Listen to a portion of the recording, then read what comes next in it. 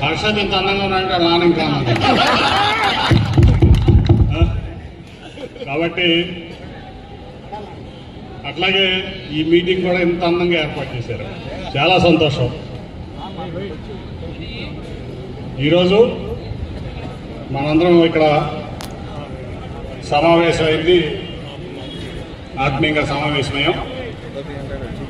ముఖ్యంగా రేపు మే 13వ తారీఖున ఎన్నికలు జరగబోతా ఉన్నాయి, మీ అందరికీ తెలుసు. ఇక్కడ విజయవాడ పశ్చిమ నియోజకవర్గం ఒక కులాలకి మతాలకి సంగమం ఇది, అవునా కదా? నాకు తెలిసి ఈ రెండు రాష్ట్రాల్లో, తెలుగు రాష్ట్రాల్లో ఇటువంటి కుల మత సంగమం మనం ఎక్కడా కూడా చూడం. ఎందుకంటే నేను ఎప్పుడూ చెప్తా, విజయవాడ పశ్చిమ నియోజకవర్గం అంటే